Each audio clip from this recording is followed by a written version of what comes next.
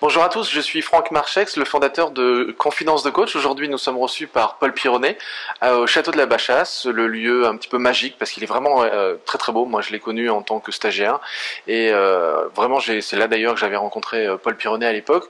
Aujourd'hui, on va aborder un sujet qui nous a souvent été demandé un petit peu de manière particulière sur le blog. Beaucoup de questions ont été posées à ce sujet et je crois qu'en fait, de manière générale, sur Internet, ce sujet est probablement un des sujets les plus travaillés ou du moins les plus connectés actuellement sur le monde du développement. Bonjour Paul.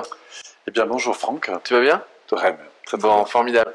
Comme je le disais, il y a un sujet un petit peu spécifique quand même, c'est le sujet de l'argent. Et quand on en a parlé ensemble, où moi j'avais vraiment envie d'avoir ton regard par rapport à ça, tu m'as dit, il y a pour moi 3 modes de rapport à l'argent.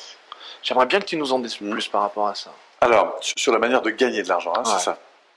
Alors, oui, c'est un thème que je trouve passionnant, parce que on a eu peu de messages en fait dans notre système éducatif qui sont orientés sur la manière, notamment dans ce rapport à l'argent, sa manière de gagner de l'argent.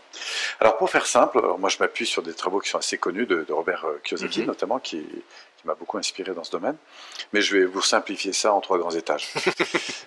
Alors, merci, parce qu'on n'aura pas le temps, sinon il nous faudra une vidéo de 3 heures. Alors imaginons on pourrait dire un triangle, hein, comme ça vers le haut, et on aurait un premier étage, c'est là où il y a le plus de monde, en fait, qui fonctionne, parce que c'est notre culture qui nous pousse énormément à ça, à entrer dans un mode de relation à l'argent qui consiste en fait à dépenser du temps contre de l'argent. Donc cette idée, c'est que, c'est quoi? C'est que après avoir fait mes études, je commence à trouver mon job, donc je vais passer du temps. Alors au début, je gagne un petit salaire, mais bon, voilà, je fais mes 35 ou mes 38 heures, et puis les années passent, donc je peux grandir aussi dans mes revenus.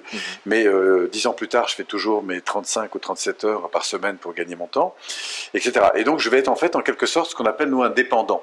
Dépendant. Indépendant de quoi? Dépendant d'une structure qui va évidemment m'apporter une certaine sécurité, qui va m'apporter parfois une carrière, bien qu'aujourd'hui, c'est devient de plus en plus rare.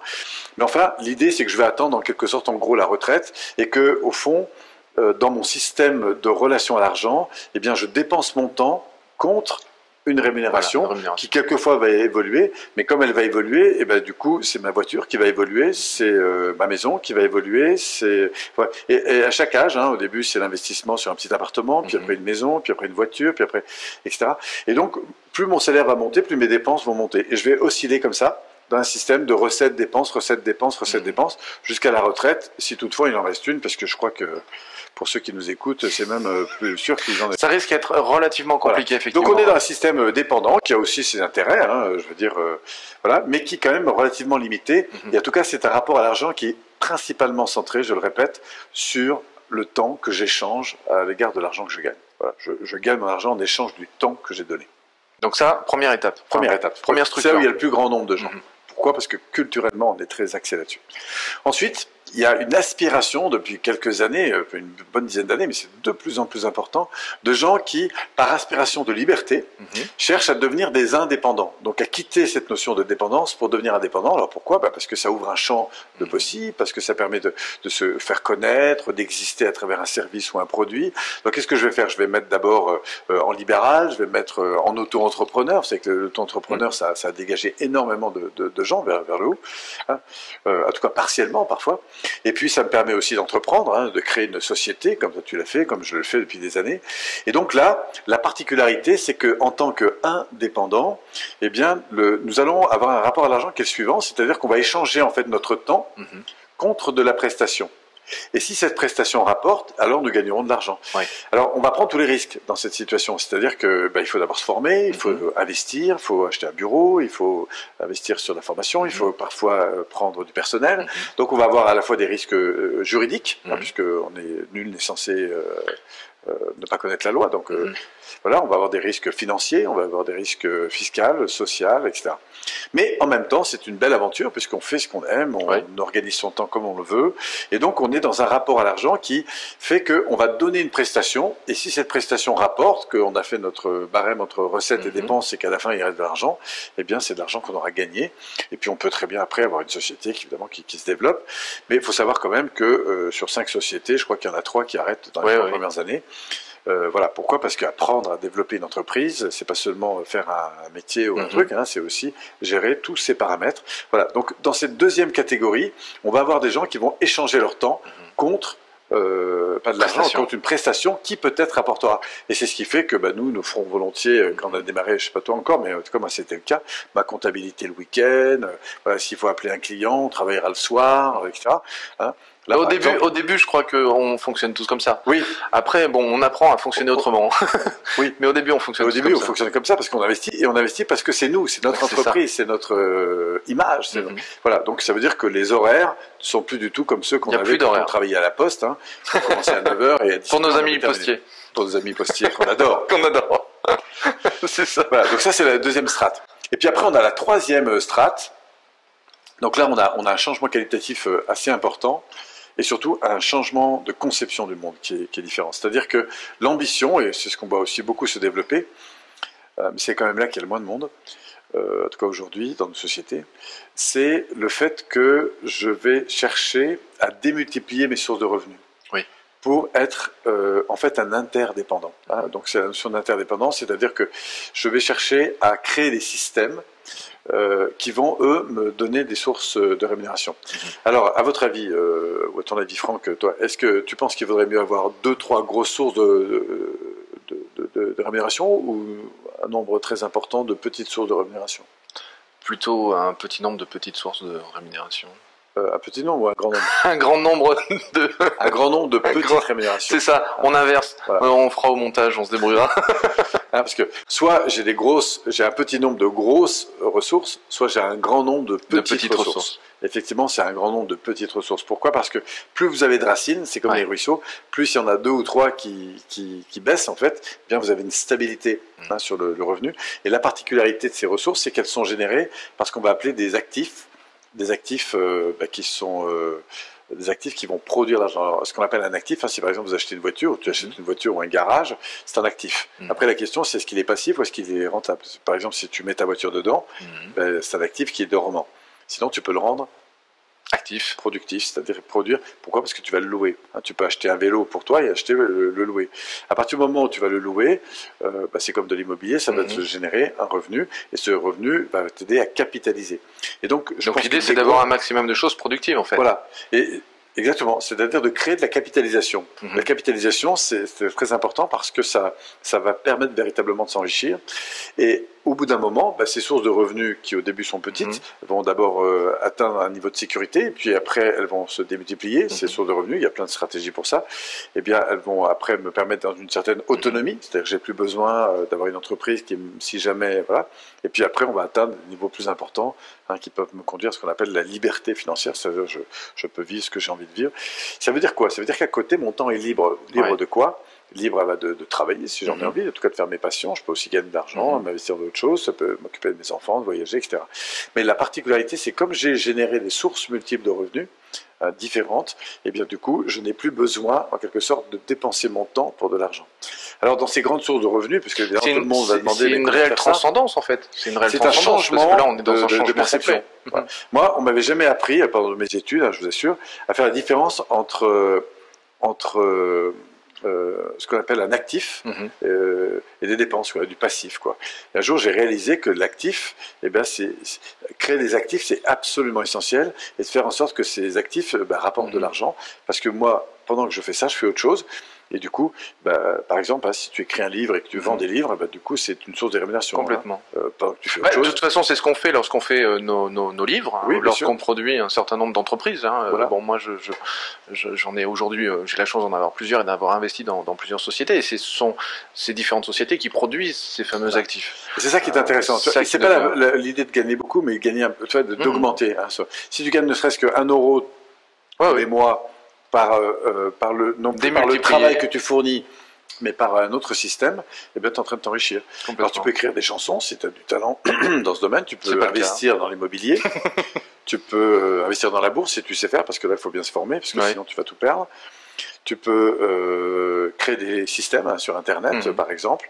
Tu peux aussi, il y a le multi-level marketing, qui est une Voilà, c'est voie, ça. à mon avis, L'avenir. absolument importante. L'avenir, c'est un des plus grands ascenseurs sociaux, à mon avis, aujourd'hui, pour des gens qui vont, évidemment, pas seulement découvrir et le vivre comme un Voilà. hobby, mais comme une véritable entreprise, pour ceux qui le souhaitent. Hein. C'est une sorte de culture en même temps, parce que le MLM, ce qui est intéressant, c'est à la fois toute la capacité que ça offre, et en même temps le léger danger aussi en termes de vision. C'est-à-dire que souvent, on peut faire croire un certain nombre de choses à des gens qui ne sont pas formés.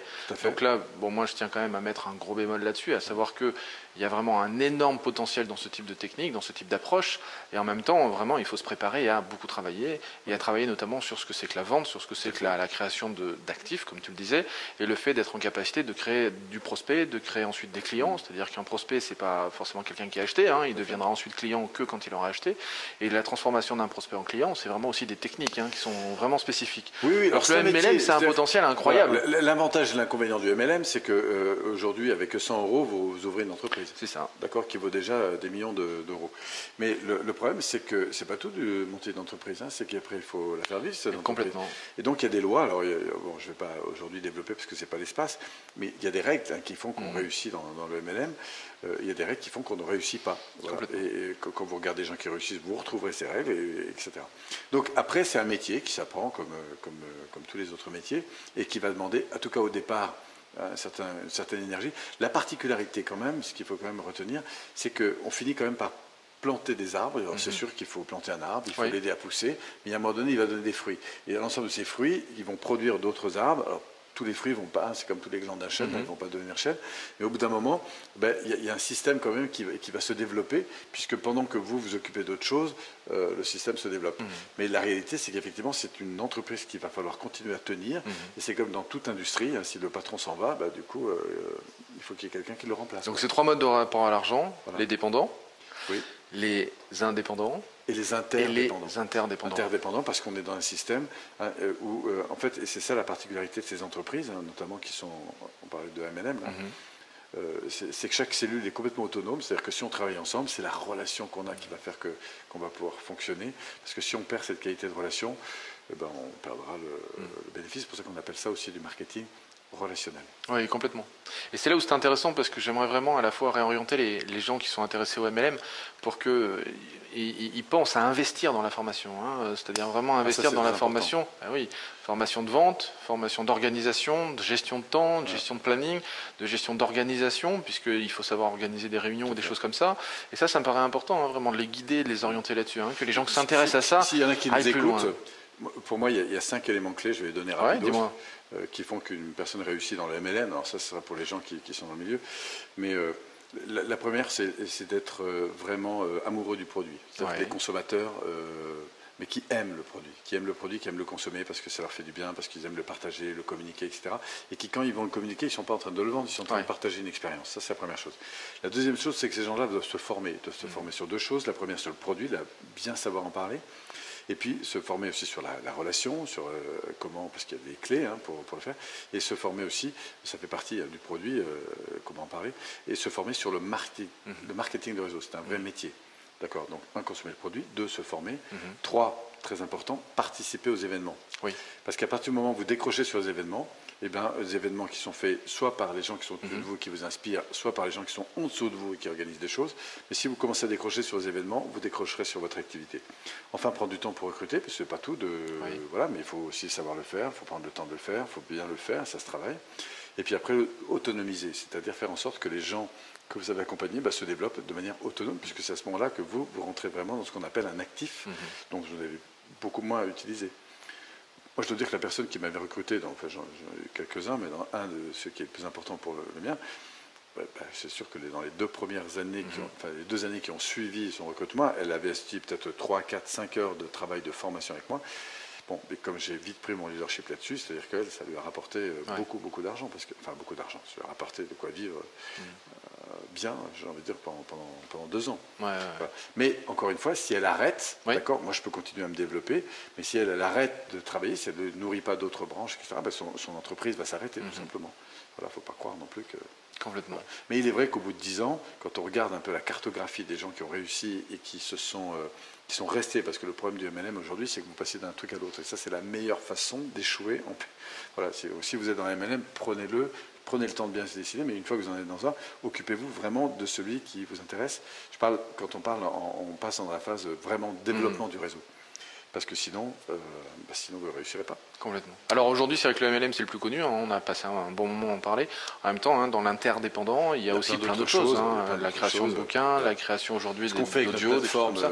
PNL Audio, d'ailleurs, reprend une partie de cet esprit. Complètement. Hein, puisqu'on va générer et inviter les gens à partager. Je reviens là-dessus. Le site PNL Audio, hein, le lien sera disponible évidemment en dessous de la vidéo. Vous pourrez y avoir accès parce que j'ai vraiment envie de faire découvrir le travail de Paul par rapport à ça. Et ça fait longtemps que tu travailles sur ces audios qui sont gratuits, donc les gens pourront les découvrir vraiment complètement gratuitement et facilement sur ta plateforme. Hein. Donc voilà. Ça, c'est intéressant. Et donc du coup, effectivement, au-delà de partager par des liens d'affiliation, qui est un système qui ressemble un peu à ça, mais qui est un peu différent, mais ça permet de partager en fait les bénéfices, puisque 50% des produits qui sont ensuite achetés, que les gens peuvent acheter en plus de l'ensemble des cours gratuits qui sont déjà très importants. Ils peuvent donc compléter par des compléments. Et là, on redistribue 50% pour les gens qui ont contribué en fait, à faire connaître l'activité. Voilà, donc tout le monde est gagnant dans cette affaire. Et c'est ça que j'aime, moi, c'est cet esprit de partage, en fait. Puis c'est intéressant parce que c'est un nouveau mode à ce moment-là de communication. Oui, et puis quand on voit les résultats qu'on a eus, on s'aperçoit que ça marche. Ça marche. Merci Paul en tout cas pour tous ces conseils, hein, ces 3 modes au niveau du rapport à l'argent et la manière de gagner de l'argent. Donc j'espère que vous en aurez appris un petit peu plus et puis surtout visitez les liens de Paul Pironnet. À bientôt. Ciao, ciao. Et si cette vidéo vous a plu, vous pouvez simplement vous inscrire sur la chaîne Confidence de Coach et la partager avec tous vos amis. Bien évidemment, pensez à nous laisser un commentaire juste au-dessous de cette vidéo afin que je puisse répondre à chacune de vos questions. Et si vous voulez voir toutes les vidéos dès qu'elles sortent, le plus simple, c'est de nous laisser vos coordonnées sur le site internet, sur notre formulaire d'inscription. Alors au revoir et à bientôt.